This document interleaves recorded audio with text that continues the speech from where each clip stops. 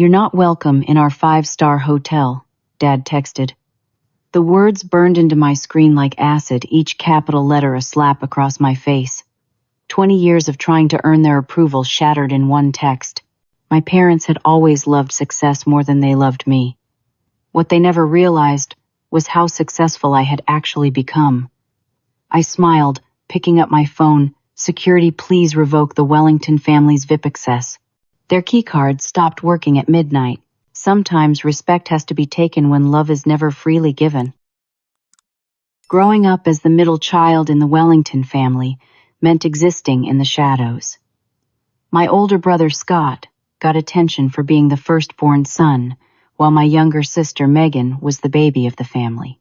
I was just Kara, the quiet one, who nobody quite knew what to do with. My father Thomas Wellington and mother Eleanor were hotel managers climbing their way up the corporate ladder with ruthless efficiency. We moved constantly, hopping from property to property as they received promotions. Each new city meant another school for me to adjust to, more friends left behind, but my parents only saw opportunity. The elegant lobbies and hushed corridors of luxury hotels became more familiar to me than any place I could call home.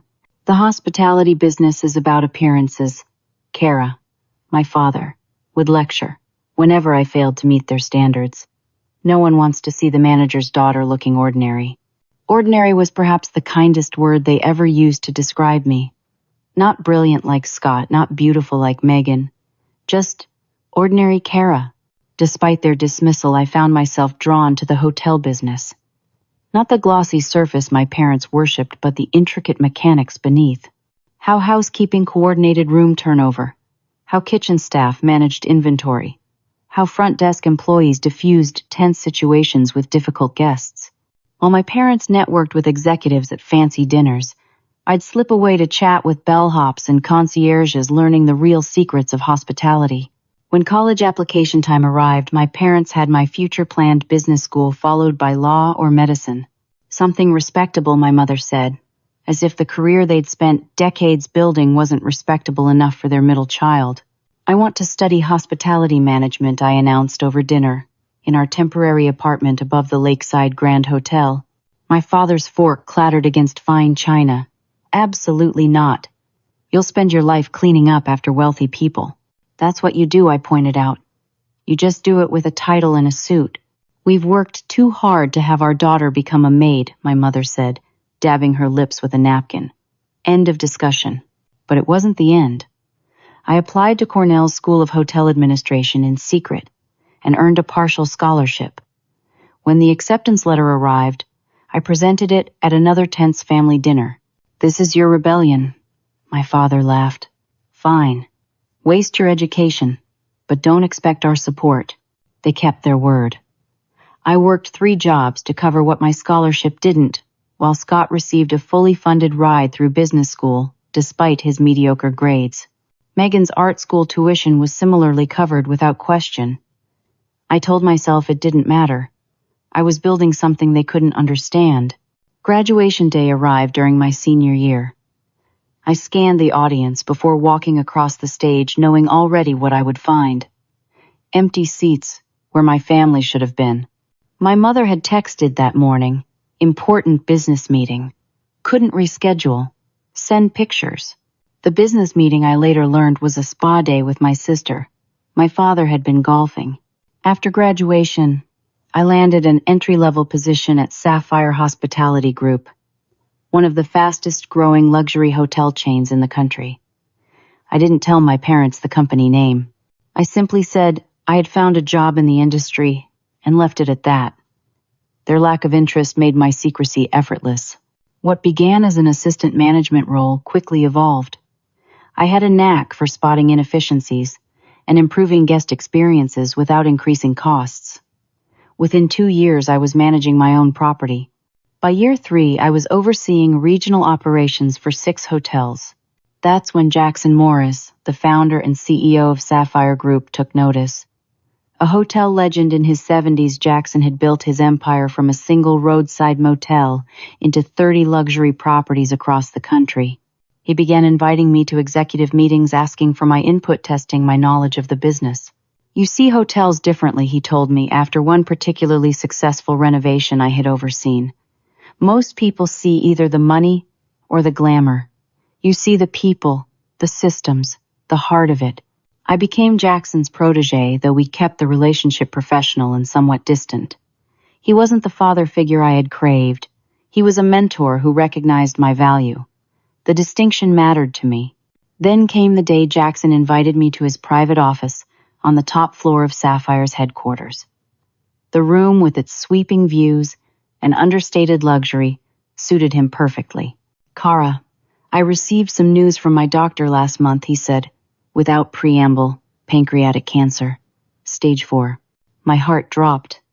"Jackson, I'm so sorry." He waved away my sympathy with a slight smile. "I've had a good run, but I need to get my affairs in order, and that includes the future of this company." He explained that he had no children, no family to inherit his life's work. His wife had passed years earlier. The company would go to shareholders, but the controlling interest was still his to allocate. "I've watched you for 3 years now," he said. "You have everything this company needs in a leader. The business sense, the innovation, and most importantly, the heart. I want to groom you as my successor." I stared at him speechless. At 27, I would potentially become the owner of a billion-dollar hotel empire. It seemed impossible. "We'll keep this between us for now," Jackson continued. "The board might resist someone so young. We'll have you work directly with me, learning everything about the company's operations. When the time comes, you'll be ready." For the next year, I absorbed everything Jackson could teach me. Corporate structure, vendor relationships, property acquisition strategies. We worked closely, but told others I was simply his executive assistant. The secret energized us both, giving Jackson purpose in his final months. The bombshell dropped during this time.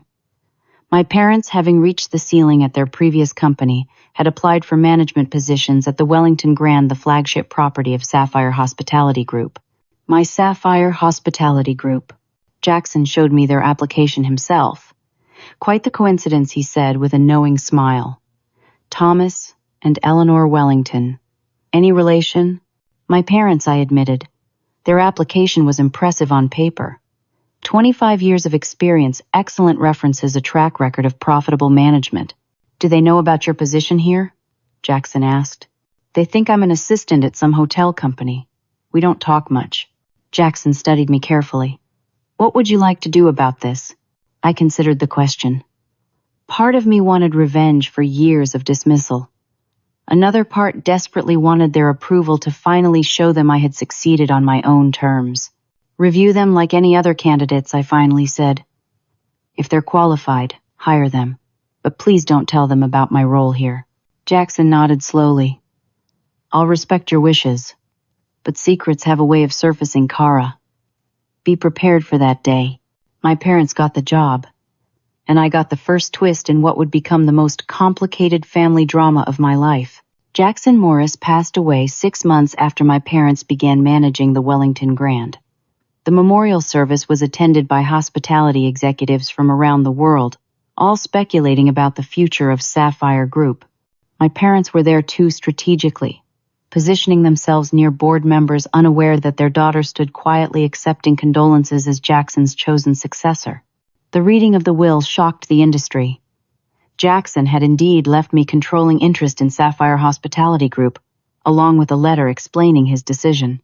The board members were skeptical initially, some openly hostile, but Jackson had prepared them. He documented my contributions, my vision for the company, and most importantly, the financial results of my strategies. "I'll continue working with all of you," I told the board at our first meeting, "but I'd prefer to remain anonymous as the owner for now. I want to be judged on performance, not perception." The arrangement was unusual, but acceptable. To the world, Sapphire Group was led by its board of directors with me as a senior executive. Only a handful knew the truth. I owned the company that employed my parents. I remained in my modest apartment, drove my sensible car, and continued living well below my means.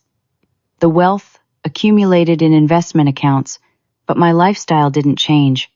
What did change was the company.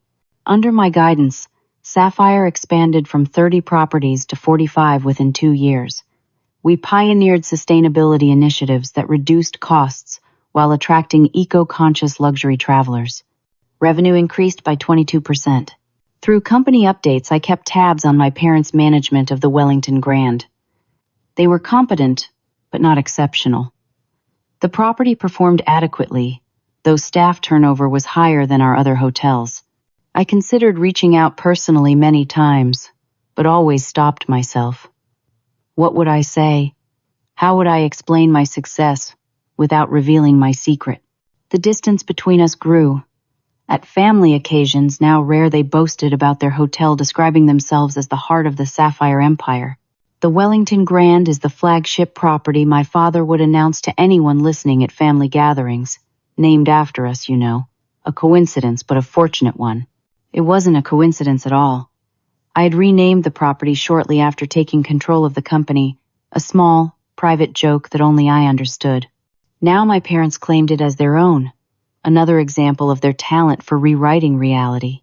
During one holiday dinner at their lavish, company-provided apartment above the hotel, the conversation turned to my career.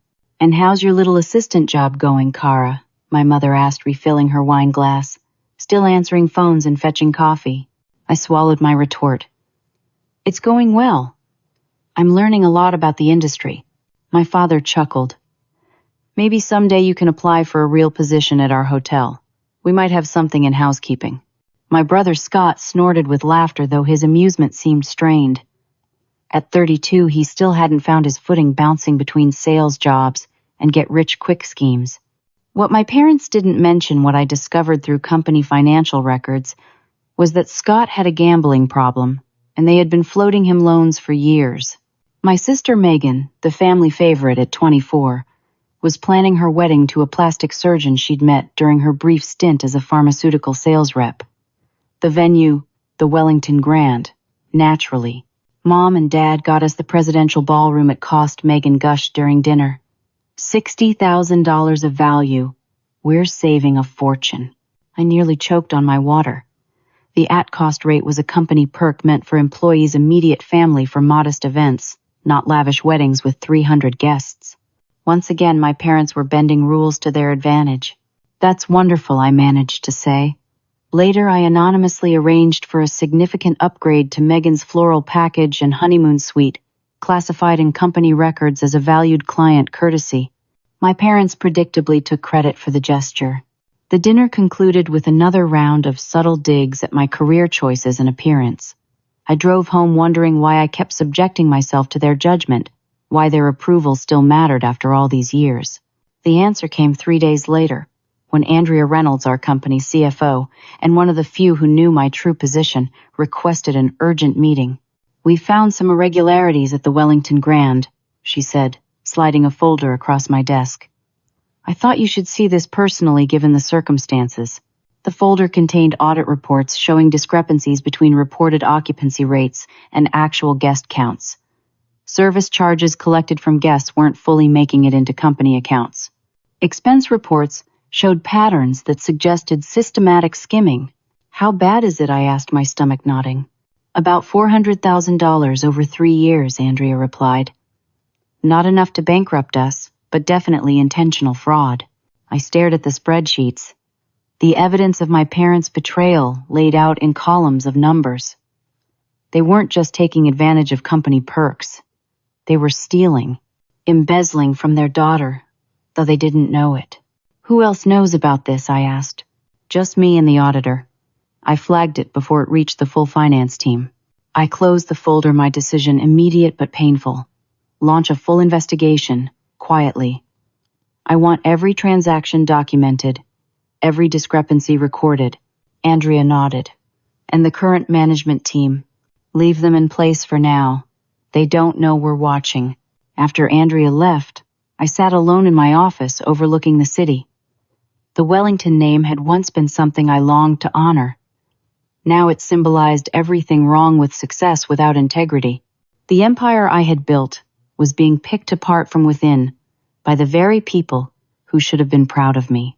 The twist was bitter, but undeniable. My parents hadn't changed. Their dismissal of me, their ethical flexibility, their obsession with appearances, none of it was new. The only difference was that now they were stealing from me directly, not just taking my self-worth. It was time to find out just how deep their deception went. The investigation into my parents' financial manipulations at the Wellington Grand proceeded with surgical precision. Andrea assembled a small, trusted team who combed through years of records transaction by transaction. I received weekly updates, each more disturbing than the last. The $400,000 estimate proved conservative. As we dug deeper, the total approached $700,000 through various schemes: inflated vendor invoices with kickbacks, phantom employee shifts, manipulated occupancy numbers to skim from housekeeping budgets, and more. "They're clever," Andrea said during one briefing. "They've spread the discrepancies across multiple departments, never taking enough in one place to trigger automatic audits." I rubbed my temples, fighting a persistent headache. How did they avoid detection for so long? "Regional managers typically review aggregated numbers, not daily transactions," Andrea explained. "And your parents are well liked by executives. Charming, sociable." The words echoed my childhood. My parents had always been charming to everyone except their middle child. Their gift for making others feel special while neglecting me had been refined to an art form. Rather than confront them immediately, I decided to send a warning shot. The company implemented new accounting protocols across all properties, requiring dual verification of expenses and daily occupancy reconciliation.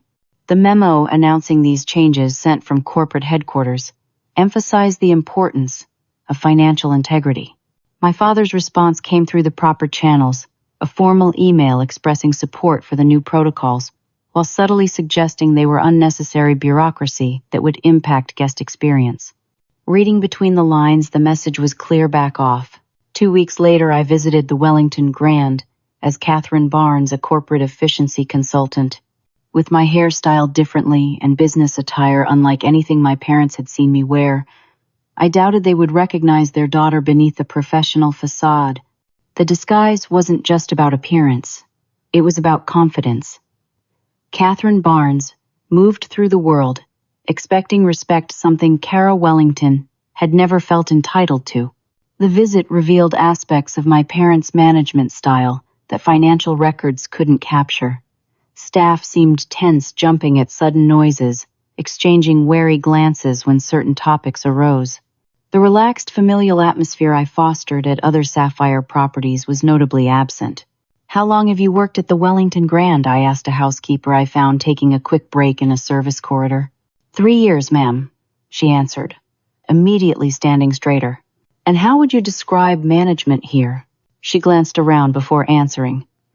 "They have very high standards, very exacting. Is there anything you think could improve working conditions?"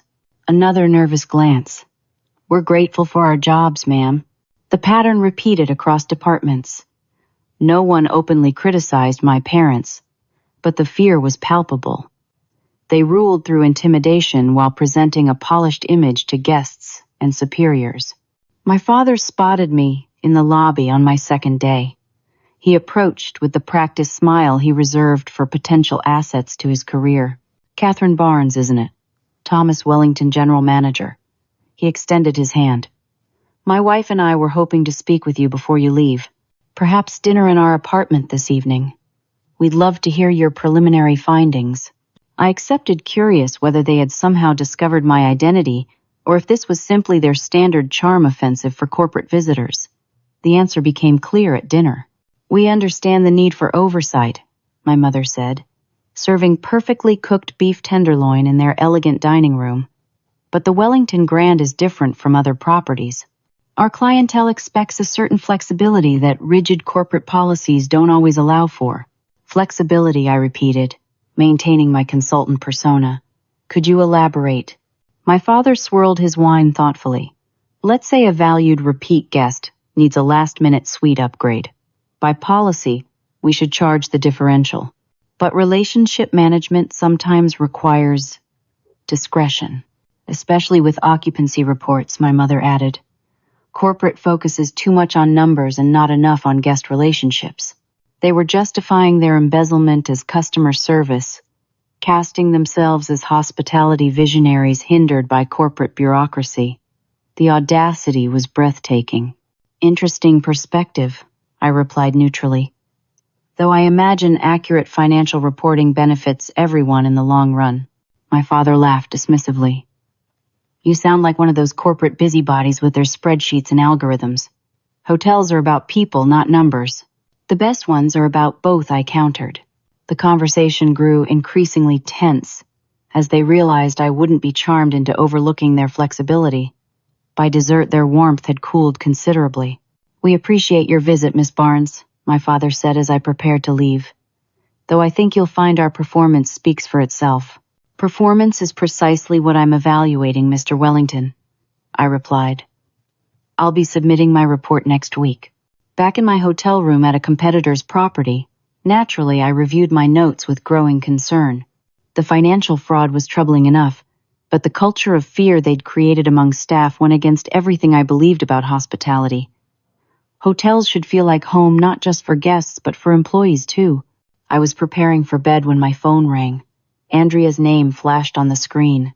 Kara, we found something you need to see immediately, she said without preamble. Your brother Scott's gambling debts. Your parents have been paying them off with company money. How much I asked, though I already knew the answer would be significant. $300,000 over the past year alone, disguised as maintenance expenditures. They've been using the hotel as a personal ATM to bail him out. The revelation hit me like a physical blow. This wasn't just about enriching themselves. They were putting the entire property at risk. Jobs, reputation, everything, to protect their precious firstborn son, while continuing to dismiss me. There's more, Andrea continued. Based on recent transactions, they're accelerating withdrawals. I think they might suspect we're onto them. I ended the call and stood at the window looking down at the Wellington Grand gleaming in the night. The hotel represented everything I had accomplished and everything my parents had tried to take from me. Their actions weren't just hurting me anymore. They threatened the livelihood of hundreds of employees who depended on Sapphire Group. The decision crystallized in that moment. It was time to stop hiding in the shadows of my own company. Time to confront the people who had made me feel small my entire life. Family loyalty had its limits. And my parents had just crossed mine. The next morning, I abandoned my corporate consultant disguise. I dressed in a simple but elegant black suit, styled my hair the way I normally wore it, and even added the small pearl earrings I'd bought myself after my first promotion. Today, I would confront my parents not as Catherine Barnes or as the anonymous owner of Sapphire Group, but as Kara Wellington, their daughter. I requested a meeting with the general managers of the Wellington Grand, not mentioning my name. The front desk staff, not recognizing me without my consultant attire, directed me to the executive offices on the mezzanine level. My heart hammered against my ribs as I walked the familiar corridor to my parents' suite. Their assistant announced me simply as a representative from corporate headquarters. I heard my mother's voice through the partially open door. Not another one. Thomas, you handle this. I have the Chen wedding to finalize. My father emerged from the inner office, irritation barely concealed behind his professional smile. Then he saw me. The smile froze, then slowly dissolved into confusion. Kara, what are you doing here? I need to speak with you and Mom. Privately. He hesitated, then stepped aside to let me enter. Eleanor, he called. Come out here. It's Kara. My mother appeared from her adjoining office, surprise, evident on her perfectly made-up face. Darling, what a pleasant surprise. Are you finally taking our advice about applying for a position here? Actually, I'm already employed by the Wellington Grand. In a manner of speaking, I set my briefcase on their conference table and took a deep breath. I need to talk to you both about some serious issues. Their puzzled expressions might have been comical under different circumstances. They exchanged glances, communicating silently as they had throughout my childhood usually, before delivering some crushing criticism of my latest failure to meet their standards. Please sit down, I said, gesturing to the chairs across from me. The reversal of our usual dynamic, me giving instructions, them following, felt surreal. Once seated, I opened my briefcase and removed the folder Andrea had prepared. For the past 3 years, there have been significant financial irregularities at this property. Discrepancies between reported revenues and actual deposits. Inflated expense reports. Misappropriation of company funds. My father's face hardened. What exactly are you implying, and what does this have to do with you? I'm not implying anything. I'm stating facts. I slid the summary report across the table. $712,000 has been diverted from company accounts, including $300,000 to cover Scott's gambling debts in Las Vegas. My mother's hand flew to her throat. How could you possibly know about Scott's difficulties? Because I've been tracking every dollar that flows through this company for years. I finally laid my cards on the table. I own Sapphire Hospitality Group.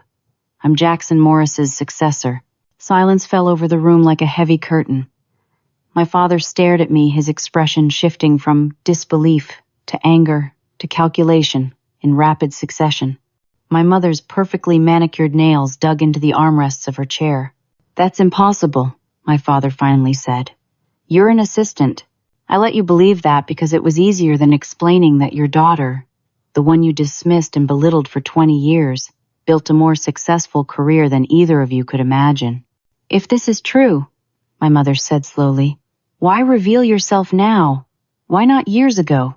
Because until now, you hadn't crossed the line into criminal behavior. I tapped the folder. Fraud, embezzlement, misappropriation of corporate funds. These are serious offenses. My father's face reddened. This is absurd. You've fabricated these accusations out of some misplaced childhood resentment. The numbers don't lie, Dad. I pulled out another document. This is a letter accepting your resignation effective immediately. Sign it. Return all company property. Vacate the company apartment within 48 hours, and there will be no criminal charges. You're firing us. My mother's voice rose in pitch. Your own parents. I'm offering you a way out that doesn't involve prison. That's more consideration than you'd give anyone else in this situation. My father stood abruptly, towering over me. I don't know what game you're playing, Kara, but we've managed this hotel successfully for years. The board would never support this coup. The board answers to me. Has since Jackson died. I am the majority shareholder. Prove it, he challenged. I made a call on my cell phone. Andrea, please join us in the GM's office. Then I turned back to my parents. Andrea Reynolds, our CFO. She'll confirm everything I've told you. The minutes until Andrea arrived stretched painfully. My parents whispered urgently to each other, occasionally glancing at me with expressions ranging from disbelief to contempt. I maintained my composure, though inside I was that little girl again, desperate for their approval. Even as I stood my ground, Andrea entered with a professional nod. Mr. and Mrs. Wellington. Then to me, Miss Wellington. My father jumped on the formal address. She claims to own the company, that she's Morris's successor. Andrea didn't hesitate. That's correct. Miss Wellington holds controlling interest in Sapphire Hospitality Group, and has since Mr. Morris's passing 3 years ago.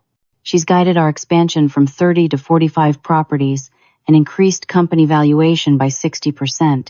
The confirmation seemed to physically affect my parents. My father sank back into his chair, while my mother pressed her lips into a thin line. Now I continued about those resignation letters. This is how you repay us. My mother's voice trembled.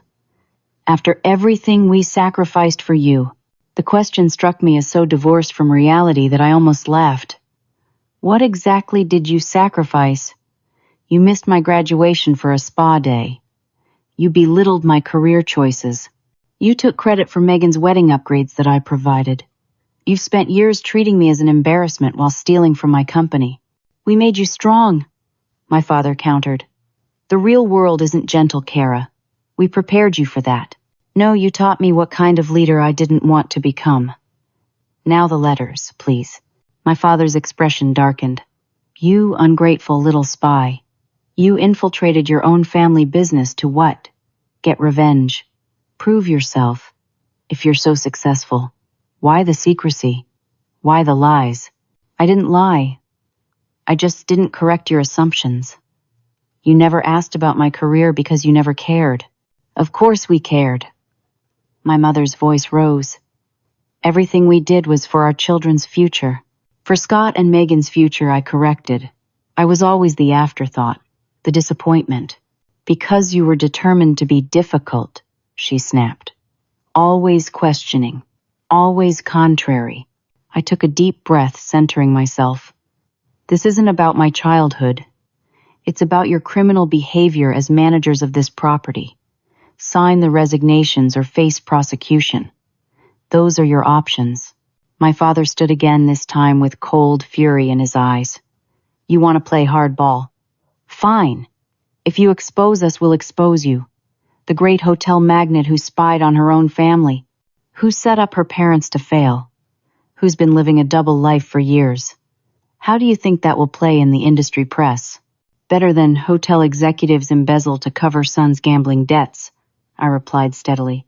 We had reached an impasse. Decades of family dynamics collided with the cold reality of business ethics. The tension in the room was suffocating. My mother broke first, tears welling in her eyes. Kara, darling, surely we can work this out as a family. We've always wanted what's best for you. The manipulation was so transparent it almost hurt. What's best for me is protecting my company and its employees, people who have worked honestly and diligently, unlike their managers. Is that your final word? My father asked, his voice dangerously quiet. It is. You have until the end of business today to decide. I stood gathering my documents. Andrea followed suit, professional to the core despite the family drama unfolding before her. My father stepped into my path as I moved toward the door. You do this, and you're no longer our daughter. 29 years erased. Is your precious company worth that? The threat, the ultimate parental weapon, hung in the air between us. In the past, even the suggestion of their disapproval would have crushed me. Now I met his gaze steadily. You stopped treating me as your daughter long before today. The difference is now, I'm done trying to earn the love you were never willing to give. I moved past him toward the door. Behind me, I heard my mother sob, more angry than hurt. Get out, my father said. Get out of our hotel. I turned back one last time. It's my hotel, Dad. It always was. What happened next occurred with such speed that Andrea and I had no time to react. My father strode to his desk, pressed the security call button, and announced loudly, "Security to the executive offices immediately." Within minutes, 2 uniformed security officers appeared. Men I recognized from payroll as longtime employees loyal to management.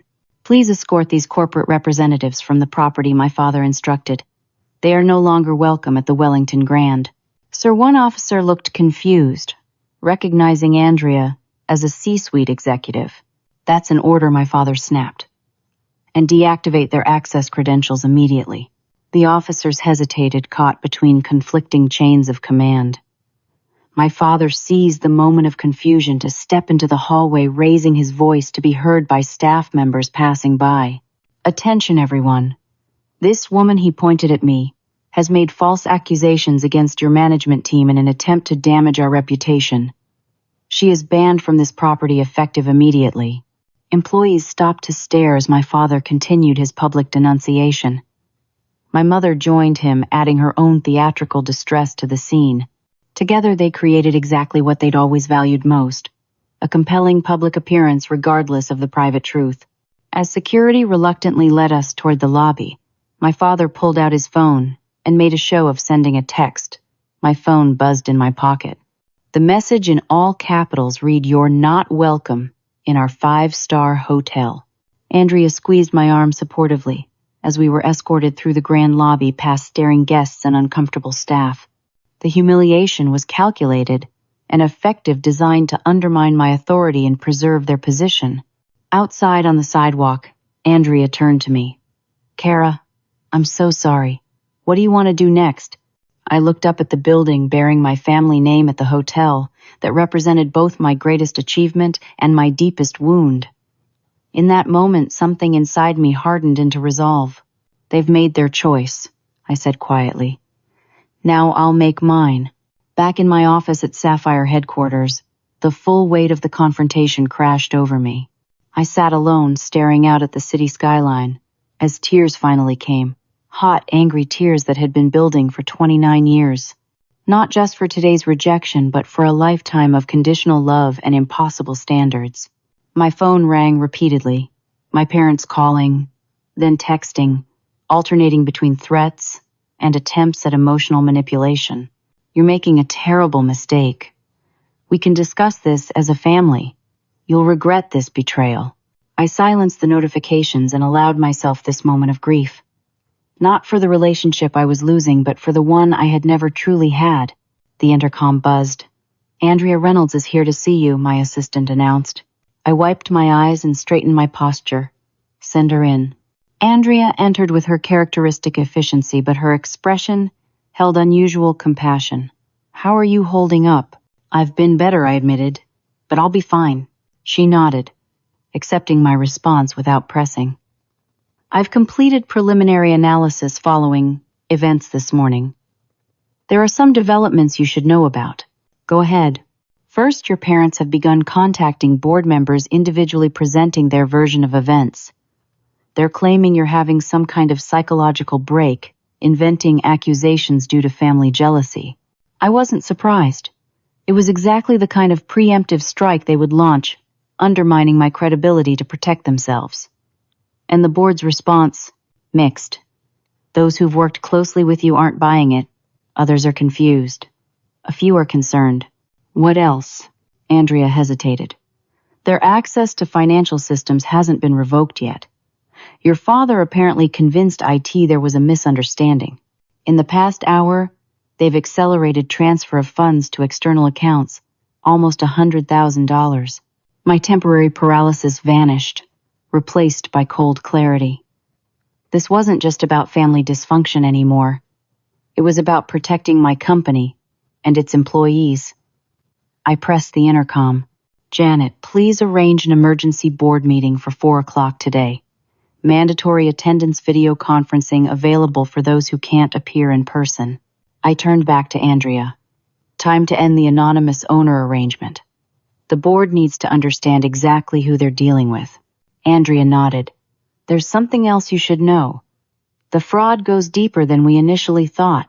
Your parents have been systematically harvesting guest credit card information and selling it on black market forums. The potential liability for Sapphire could be enormous." The revelation felt like another slap. My parents hadn't just been stealing money. They'd been compromising guest security, violating the most basic tenet of hospitality, keeping visitors safe.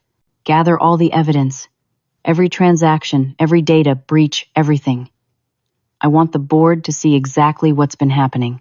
After Andrea left, I took 30 minutes to prepare myself for the most important presentation of my career. At 4 o'clock sharp, I entered the boardroom, where 12 executives waited their expressions, ranging from concern to curiosity to outright skepticism. "Thank you all for coming on short notice," I began. "I've called this meeting to address some serious issues at the Wellington Grand and to clarify my position within this company." I took a deep breath and abandoned the secret I'd maintained for years. For those who don't already know, I am not merely a senior executive at Sapphire Group. I am the majority shareholder and owner, designated as Jackson Morris's successor before his death. Murmurs rippled through the room. Some board members nodded, already aware. Others looked shocked. I maintained anonymity at Jackson's suggestion to be judged on performance rather than ownership. That anonymity must now end due to a crisis involving the Wellington Grand. Over the next 40 minutes, I presented the evidence Andrea had compiled: financial records, showing systematic embezzlement, data breaches, endangering guest information company funds, diverted to cover personal gambling debts. The case was airtight, the documentation irrefutable. "Thomas and Eleanor Wellington are my parents," I concluded. "I kept that relationship private for professional reasons. This morning I confronted them with this evidence and offered resignation as an alternative to prosecution. They refused and had me physically removed from the property. The board's reaction was unanimous support. Whatever doubts my parents had tried to sow were obliterated by hard evidence and my calm professional presentation. We voted to terminate their employment immediately, freeze all company accounts they had access to, and engage legal counsel regarding potential criminal charges. As the meeting concluded, my phone buzzed with a text from an unknown number. It was Scott, my brother. "What the hell did you do? Mom and Dad say you're trying to destroy the family. They're beside themselves." I stared at the message, realizing my parents had already begun reframing the narrative for our siblings. Of course they had. Appearance had always mattered more than reality. I called Scott, directly unsure if he would even answer. To my surprise, he picked up on the second ring. "Kara, what's going on? Mom's hysterical, and Dad's talking about lawyers." "It's complicated, Scott. But the short version is that they've been embezzling from their employer. I caught them." "And how exactly did you catch them?" His tone was skeptical, defensive. "Because I own the company they work for. Sapphire Hospitality Group, the Wellington Grand, all of it." A long pause. Wait, what?" "I've owned it for 3 years. They didn't know because they never bothered to ask about my career." Another pause. "So you've been spying on them?" "I've been running my company. They happened to work for it and started stealing. $700,000, Scott, including $300,000 to cover your gambling debts." His sharp intake of breath told me he hadn't expected me to know about that. "That's a private family matter. Not when it's funded with stolen money from my company. Do you have any idea how many people's jobs you've put at risk? How many guests have had their credit card information compromised?" "This is insane," Scott muttered. "You always were jealous of the attention they gave me and Megan." The conversation deteriorated from there. Scott, like my parents, couldn't conceive of a world where he wasn't the center of the narrative, where his actions had consequences that affected others. I ended the call feeling drained but unsurprised. Minutes later, Megan launched her attack through social media, posting a family photo with the caption, "When success destroys a person, prayers for my sister who has betrayed her entire family out of jealousy and greed." Number family first. The comments filled rapidly with confused supporters asking what had happened with Megan, providing vague but damaging responses about my mental health issues and vindictive behavior. I set my phone aside, refusing to engage in a public family feud. The truth would emerge through proper channels, not social media drama. Andrea returned to my office with more disturbing news. "We've received information that your parents are contacting our competitors, offering to sell proprietary operational data and client lists." My blood ran cold. "How reliable is this information?" "Very.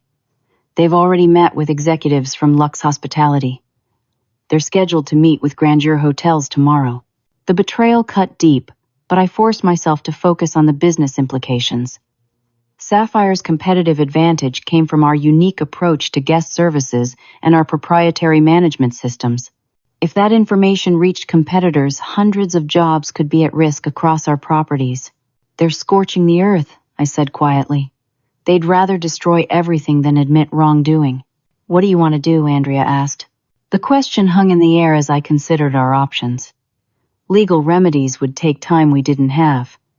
Public relations battles could damage the brand. My parents clearly believed they could create enough chaos to force a settlement or compromise. They had underestimated me my entire life. They were doing it again now. I picked up my phone and typed a message, "Security, please revoke the Wellington family's VIP access." I sent it to our head of corporate security, with instructions to implement across all Sapphire properties immediately. "They want to play hardball," I told Andrea. "Let's show them what that really means." By 11:30 that night, everything was in place. I sat in the executive security office of Sapphire headquarters, surrounded by monitors showing live feeds from the Wellington Grand. Andrea stood beside me, along with our head of security and corporate counsel. "All systems are ready," the security director confirmed. "Biometric access keycards, digital locks, everything recoded to the new security protocols." "And the timing?" I asked. "Synchronized across all access points.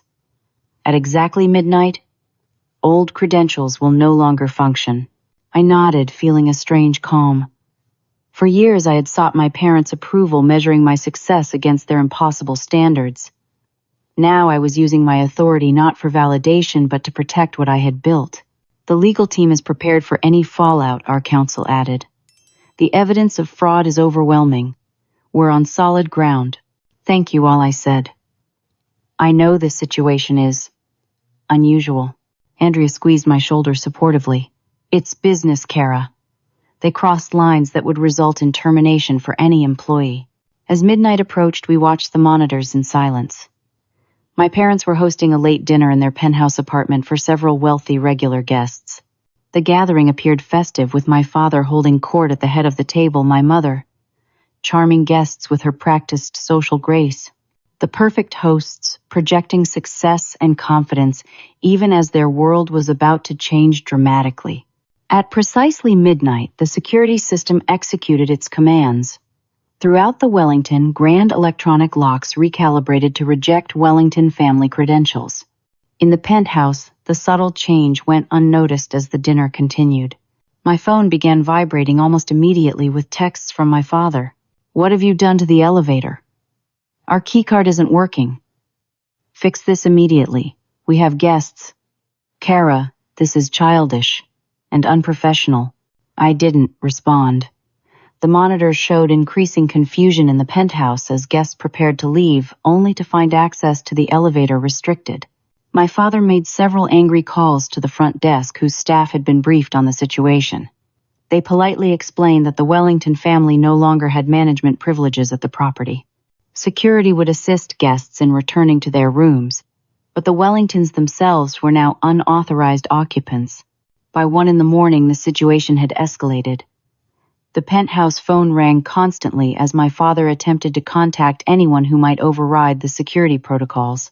My mother tried her social connections, calling board members directly, only to be directed to corporate counsel. Miss Wellington. The security director pointed to one monitor. They're attempting to use the service elevator. I watched as my parents led their increasingly uncomfortable guest toward the back service area, only to find those access points similarly restricted. Their VIP status, their special privileges, their exceptional treatment, all gone in an instant. They'll try the emergency stairs next, I predicted. Sure enough, minutes later, they appeared at the stairwell door, only to find security officers waiting. The officers were polite, but firm guests would be escorted to their rooms, but the Wellingtons needed to vacate the property immediately.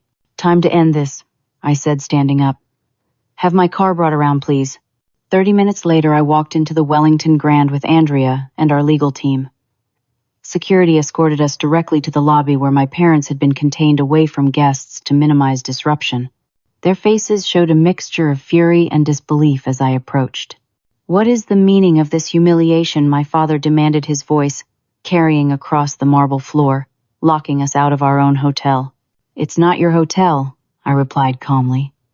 Your employment was terminated this afternoon following confirmation of financial fraud. You were officially notified via courier at 4:45 p.m. We've built this property's reputation, my mother interjected. Our connections, our relationships with guests, your theft and your fraud, I corrected. We have documented evidence of embezzlement, credit card theft, and attempts to sell proprietary company information to competitors.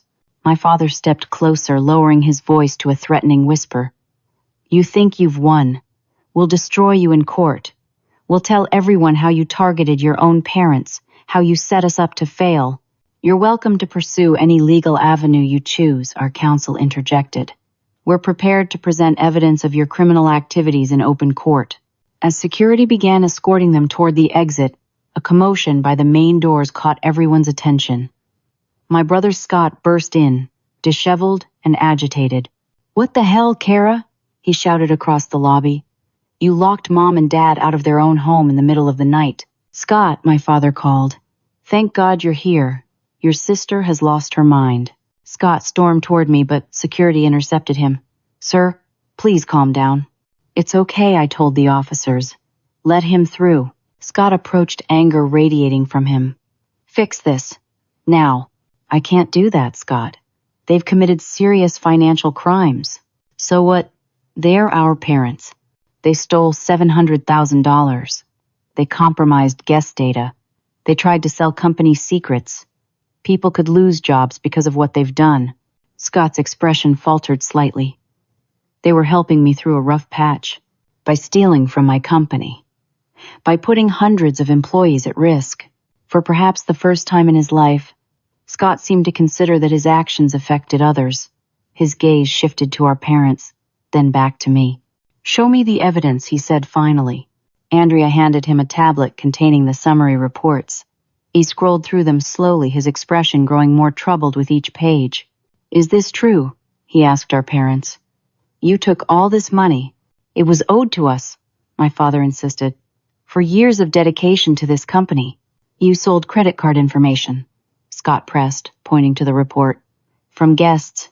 My mother stepped forward, placing her hand on Scott's arm. "Darling, you don't understand the pressures of management position, the expectations. We did what was necessary. To cover my gambling debts," Scott's voice cracked.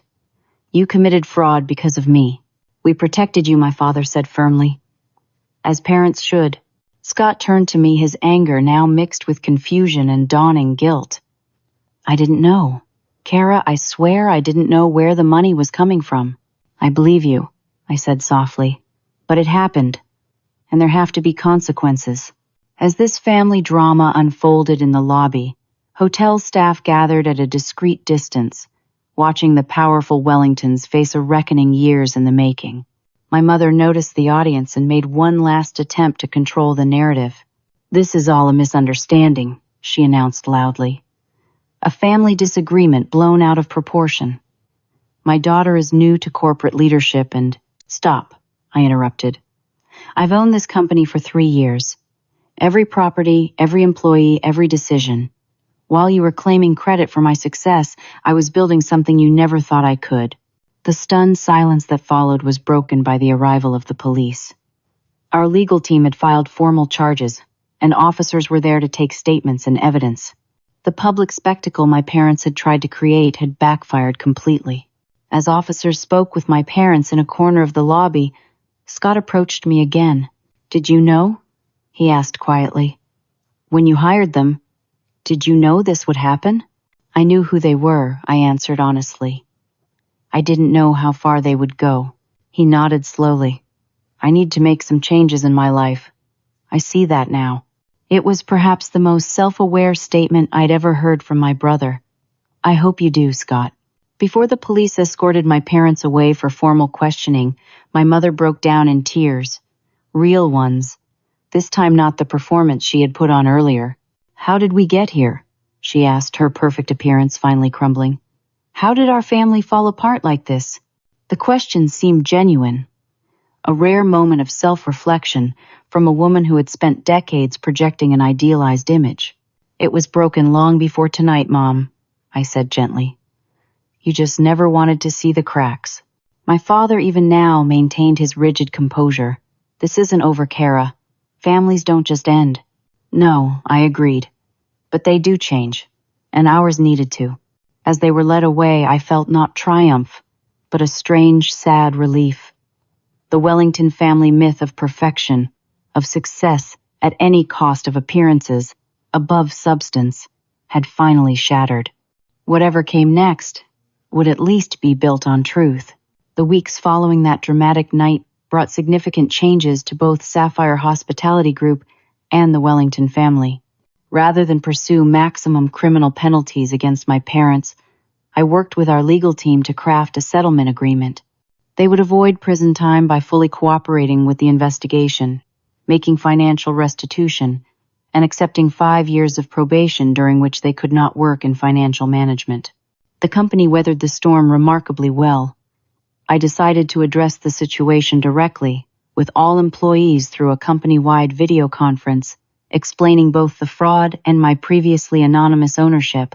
Sapphire Group was built on integrity and genuine hospitality, I told the assembled staff. The actions of 2 individuals don't define us. What defines us is how we respond and move forward. The corporate restructuring that followed prioritized employee welfare. We implemented a profit-sharing program and elevated long-serving staff members who had been overlooked during my parents' tenure. The Wellington Grand, once ruled by fear, gradually transformed into the flagship property.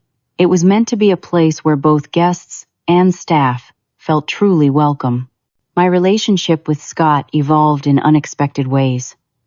The shock of discovering our parents' crimes to cover his gambling debts became a turning point in his life. I've entered a recovery program, he told me over coffee one morning 3 weeks after that night at the hotel, Gamblers Anonymous. It's hard, but necessary. I'm proud of you, Scott. And I meant it. That takes real courage. He stared into his cup. I never realized how my actions affected others. I was so caught up in my own problems, my own needs. We were all caught in destructive patterns, I acknowledged. It's what we were taught. Scott looked up, his expression serious. I've been thinking about that. About how Mom and Dad raised us. The constant pressure to appear perfect, to succeed at any cost. It wasn't healthy, was it? The question reflected a new self-awareness I'd never seen in my brother before. No, it wasn't. But we can choose different paths now. Our conversations continued weekly, sometimes difficult but always honest. Scott found work as a youth counselor, using his own experiences to help teenagers avoid similar pitfalls. His genuine remorse and commitment to change helped heal one of the deepest wounds in our fractured family. Megan proved more resistant to reconciliation. Her social media campaign against me continued until Scott finally intervened, showing her the evidence of our parents' actions.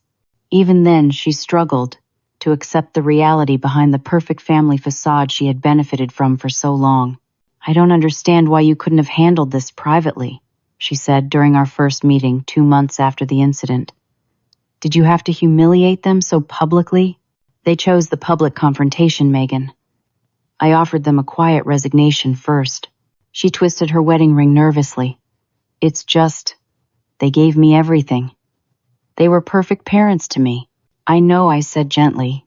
Your experience was different from mine. Both can be true. Our relationship remains strained but civil.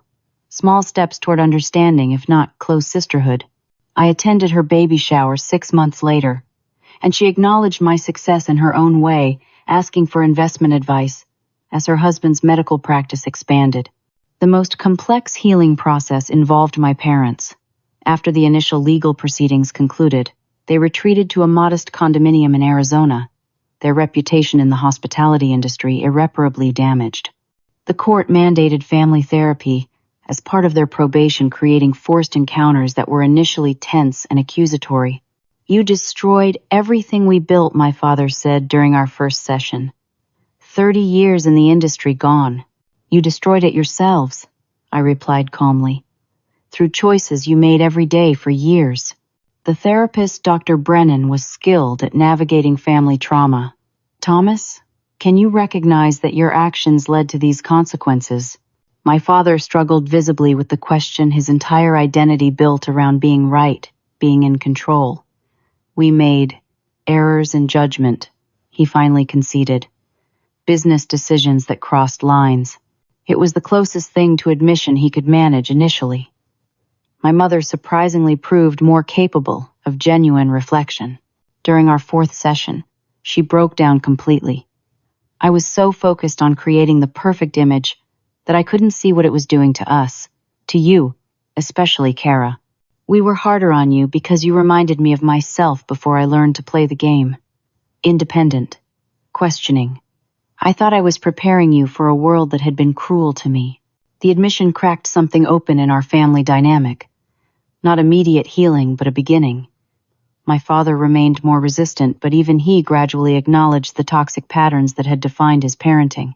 I measured love by achievement, he admitted, in our 6th month of therapy, because that's how my father treated me.